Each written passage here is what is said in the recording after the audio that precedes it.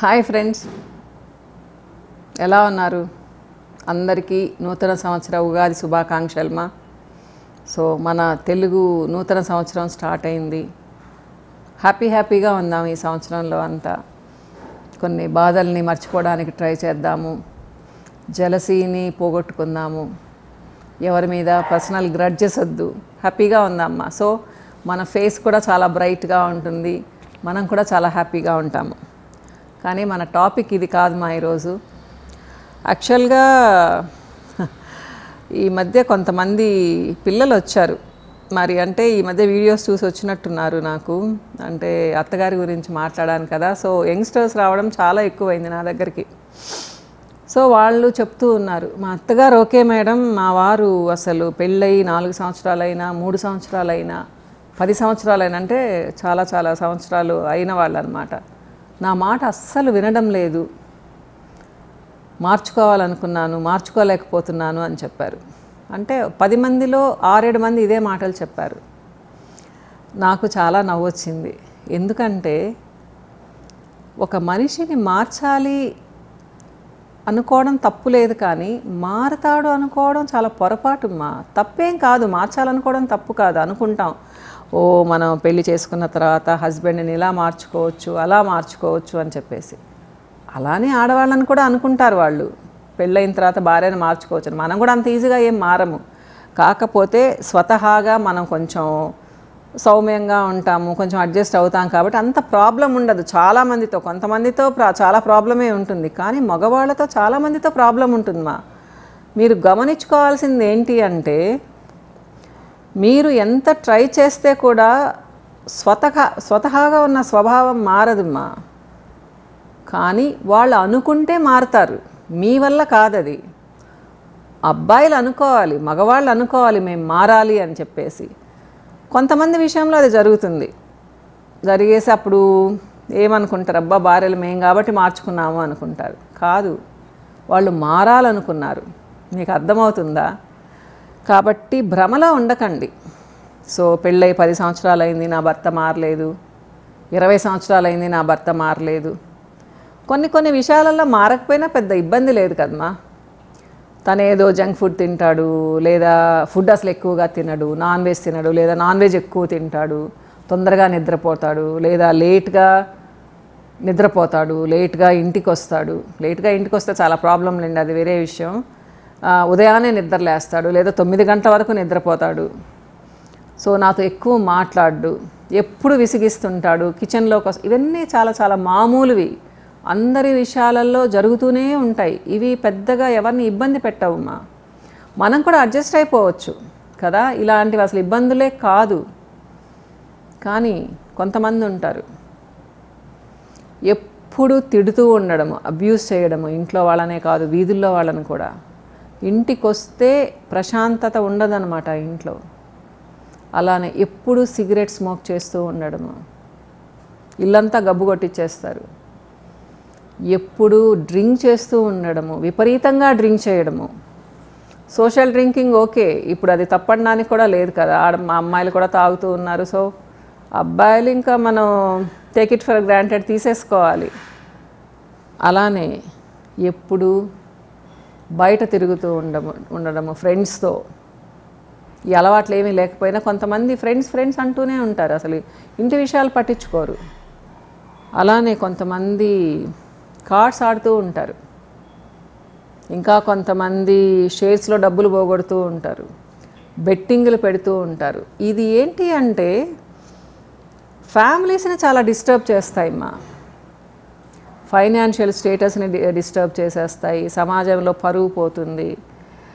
So ఎలా బ్రతకాలో తెలీదు. ఇలాంటప్పుడు అసలు ఆడవాళ్ళకి ఏం అర్థం కాదు, ఏం చేయాలి, నెక్స్ట్ ఏం చేయాలి, ఎలా చేస్తే మారుతారు. అలుగుతారు, కోప్పడతారు, పుట్టింటికి వెళ్తారు, వెళ్ళిపోతామని బెదిరిస్తారు, పంచాయతీలు పెడతారు. కానీ మారుతారమ్మా?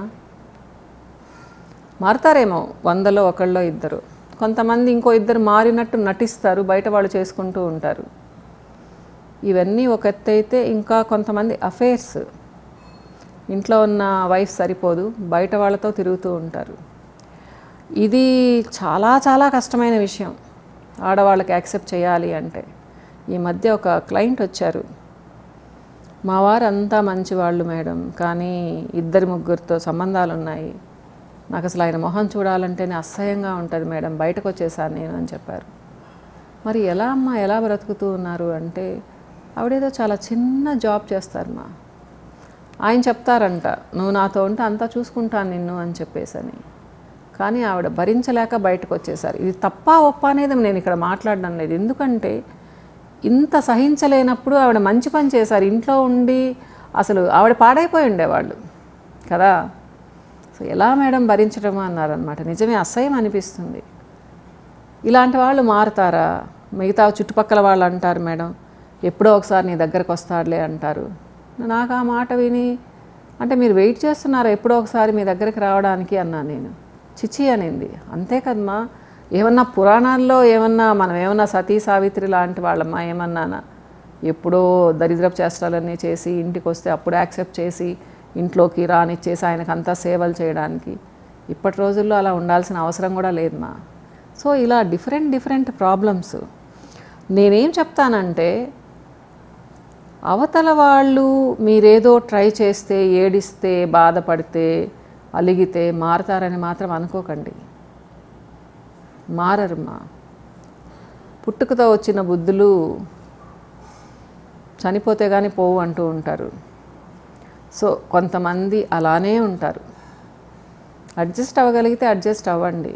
అది ఎంతవరకు అంటే మీ ఫ్యామిలీ కండిషన్ని బట్టి మీరు చూసుకోవాలి. చిన్న పొరపాట్లు ఉన్నాయి. ఫస్ట్ చెప్పుకున్నాం చూడండి, ఏదో కిచెన్లోకి రావడము, నసబెట్టడము, కొంచెం ఎక్కువ తినటమో లేదా తినకుండా ఉండడము, నాన్ వెజ్ ఇవ్వడం, ఇవన్నీ ప్రమాదం కాదుమ్మా. ఎట్లయినా అడ్జస్ట్ అయిపోవచ్చు. కానీ అవసరం ఉన్నా లేకపోయినా తిట్టడము, ఇంట్లో డబ్బులు ఇవ్వకుండా ఎప్పుడు తాగడము, తిరగడము, స్మోకింగ్, సో ఇలాంటివన్నీ మరి మీరు చూసుకోవాలి. మీరు అంటుంటారు కదా ఎంతవరకు అడ్జస్ట్ అవ్వాలి అని చెప్పేసి.